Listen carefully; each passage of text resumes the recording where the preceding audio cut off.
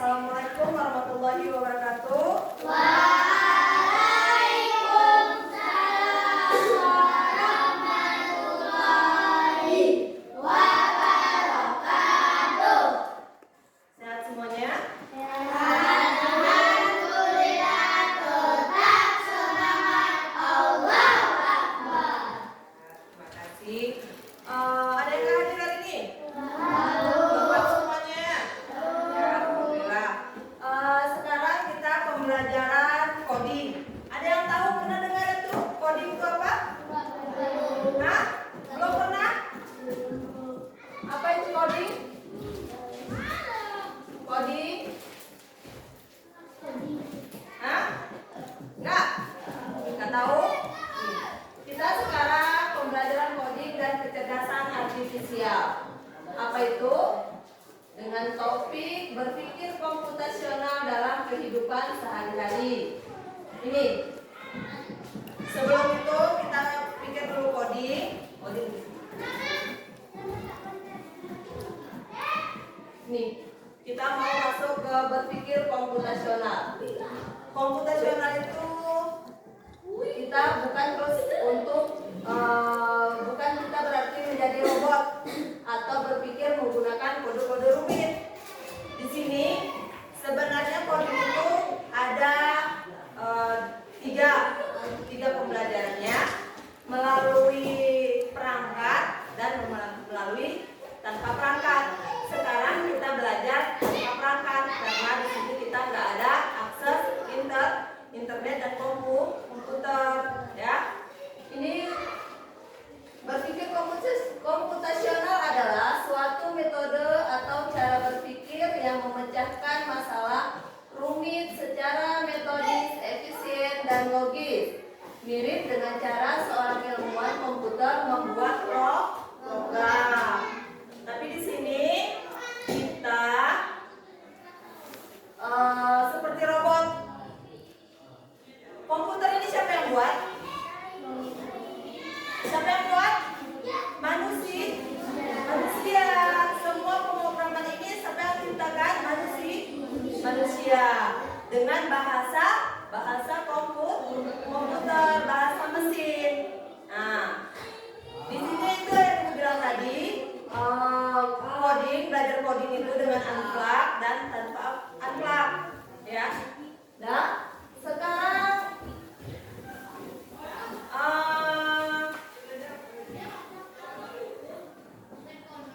nih, 4 pilar utama berpikir komputasional. Yang pertama, dekomposisi. Yang kedua, pengenalan pola. Yang ketiga, abstrak. Dan terakhir, algoritma. Apa itu dekomposisi? Dekomposisi adalah proses membagi masalah yang rumit dan besar menjadi komponen-komponen yang lebih kecil dan lebih mudah dikelola. Seperti kehidupan sehari-hari, contohnya kita buat nasi goreng. Pernah buat nasi goreng di rumah? Siapa yang buat? Buat sendiri atau orang tua? Orang tua. Yang pernah kalian bikin sendiri apa? Bikin mie instan? Ada tahap-tahapannya kan? Ada. Yang pertama apa dulu?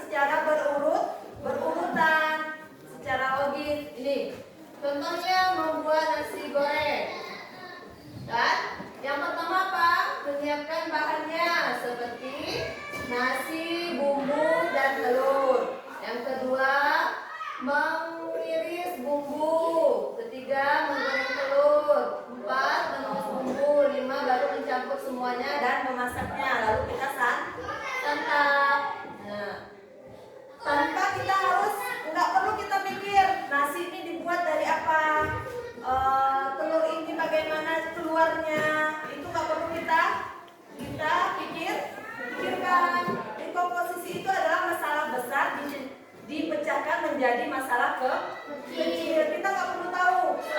Kehidupan sehari-hari lagi, satu lagi, misalnya kalian naik sepeda, bermain sepeda. Kita hanya fokus melihat jalan dan keseimbangan badan. Kita nggak perlu tahu kan, kita sepeda itu terbuat dari apa, kita mengayuhnya bagaimana, rantainya itu tersambung ke depan ke belakangnya. Itu nggak pernah kan kita pikirkan, enggak kan? Yang kita pikirkan apa? Keseimbangan dan lihat jalan biar nggak masuk karet, gitu kan? Itu namanya dekomposisi, yaitu mengecilkan masalah besar jadi masalah kecil. Yang kedua, pengenalan pola. Pengenalan pola yaitu kemampuan untuk mengidentifikasi pola, tren atau paralel dalam data atau di antara masalah-masalah kecil yang telah dipecahkan. Nah, contohnya yang tadi, membuat nasi goreng. Langkah menumis bumbu memiliki pola yang sama. Panaskan dulu minyaknya, masukkan bumbu, aduk hingga harum. Pola ini juga bisa dipakai saat memasak mie goreng atau capcay. Itu pengenalan polanya. Sama kan nasi goreng itu dengan membuat tumisan sayur. Kita tumis dulu bumbunya, kan, dengan sampai harum bumbunya, baru kita masukkan nasi. Sama dengan kita masukkan sayuran. Itu namanya pola. Tujuannya apa? Kita pengenalan pola, yaitu membuat solusi menjadi lebih efisien. Jika kita menemukan pola, kita bisa menyelesaikan masalah serupa dengan cara yang sama. Terus yang ketiga, abstraksi. Coba siapa yang bisa baca? Saban, coba baca abstraksi apa? Bisa.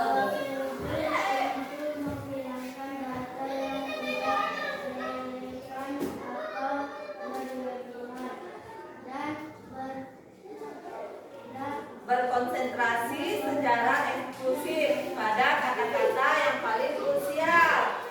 Tujuannya apa? Tujuannya agar kita tidak bingung dengan informasi yang terlalu banyak dan bisa fokus pada inti masalah. Nah, seperti yang ini bilang tadi, saat kita mengendarai sepeda. Saat mengendarai sepeda, kita fokus pada cara mengayuh, menjaga keseimbangan dan mengemuring.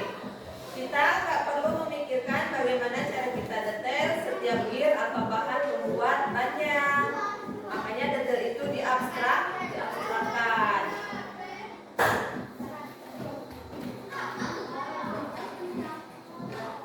Yang terakhir, algoritma. Apa itu algoritma? Algoritma adalah serangkaian langkah-langkah atau aturan yang jelas dan berurutan untuk menyelesaikan suatu masalah. Algoritma adalah hasil akhir dari 3 pilar sebelumnya. Ciri algoritma yang baik, yang pertama, urutannya jelas. 2, tidak ambigu atau tidak memiliki arti ganda. 3, pasti berhenti setelah masalah selesai. Contoh sehari-hari, resep masakan, petunjuk perakitan mainan, atau tutorial cara melakukan sesuatu. Nah, di sini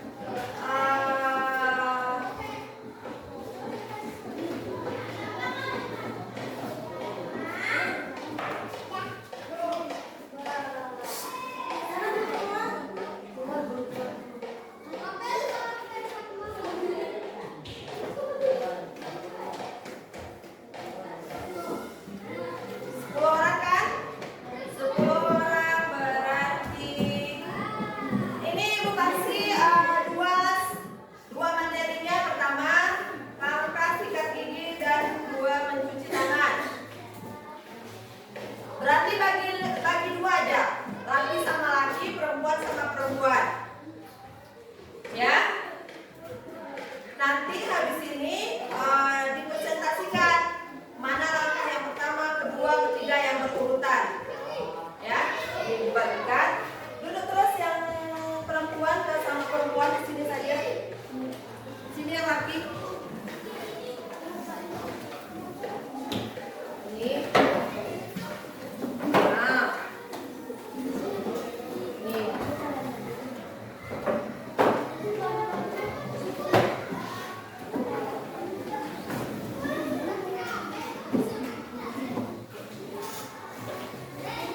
Dilaci. Iya.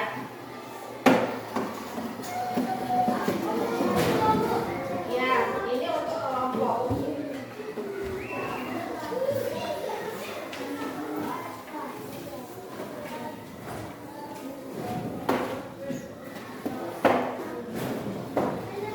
Ini bagian.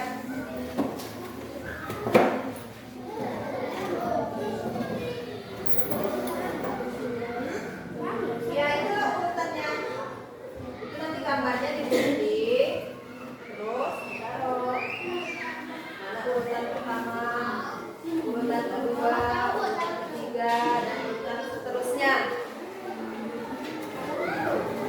Yes. Nanti tunggu ya, digunting dulu.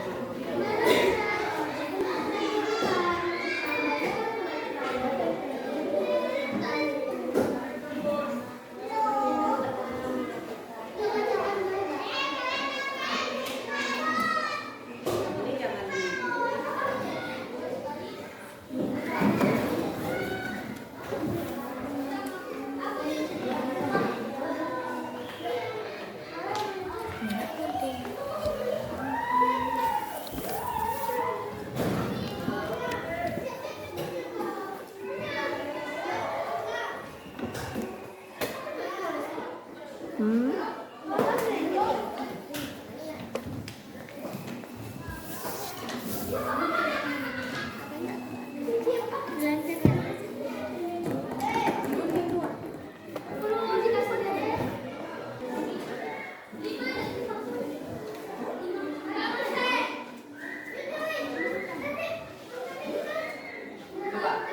Coba disengok. Betul nggak? Itu pertama. Mau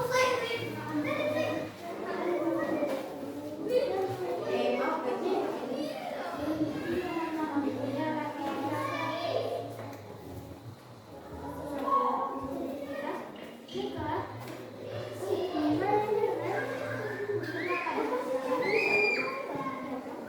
Bentar lagi waktu mau ditempel ke situ, baru dicabut. Mana urutan pertama, kedua, ketiga, keempat, kelima ya.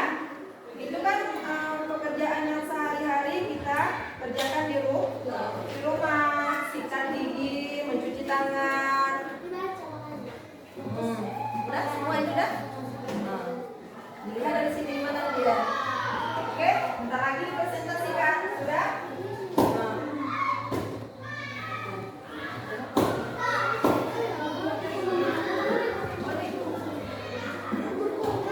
Bilas tangan dengan air bersih. Bersih ya.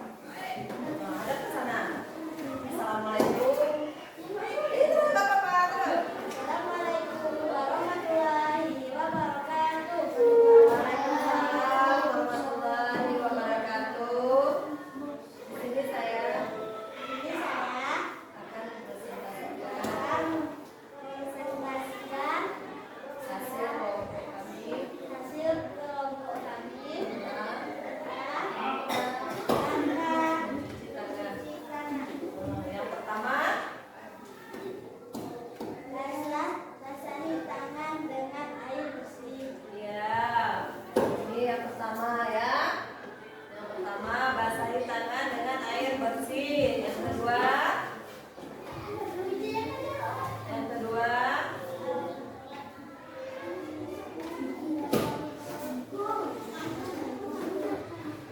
nah, aplikasikan. Ya, ini yang nomor 2.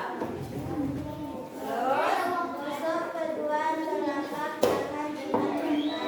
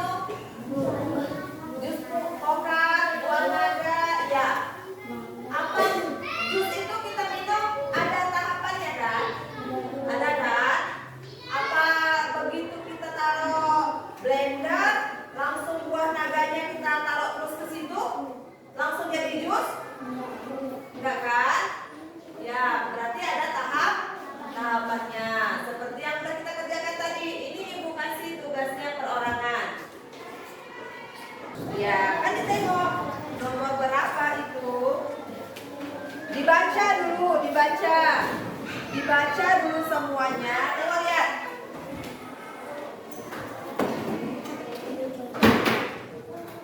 Berdiri kan?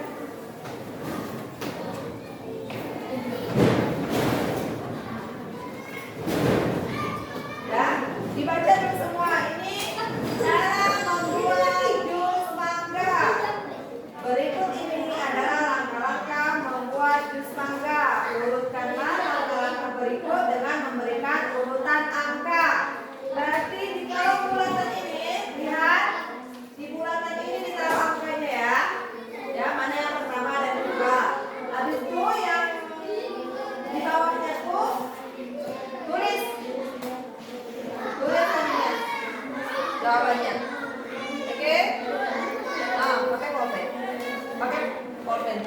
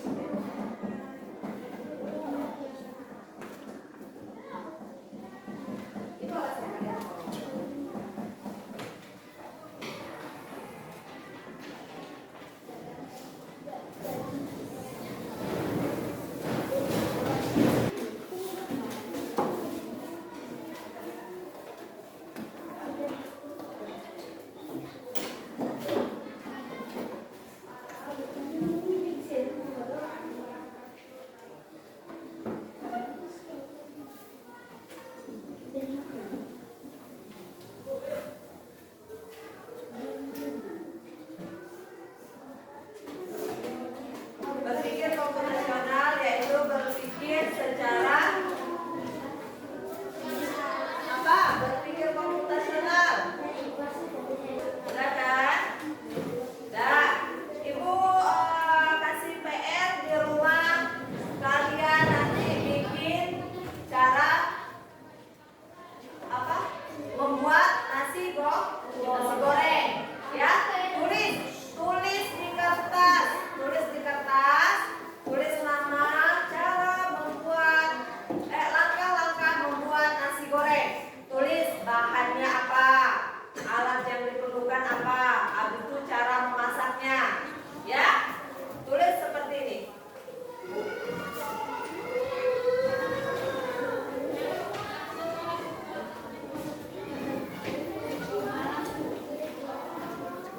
Biar lebih mengerti. Langkah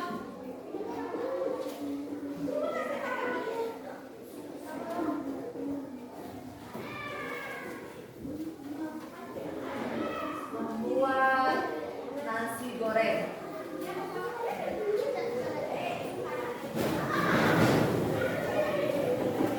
Yang pertama apa yang diperlukan?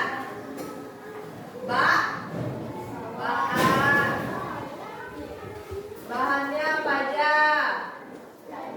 Nah, kedua alat yang digunakan apa aja? Alatnya. Terus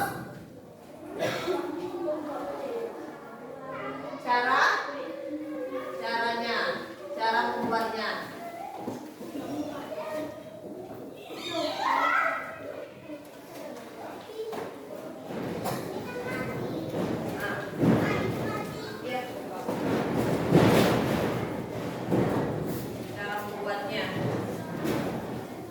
Tulis di kertas atau di bukunya, nanti sampai rumah dikerjain ya.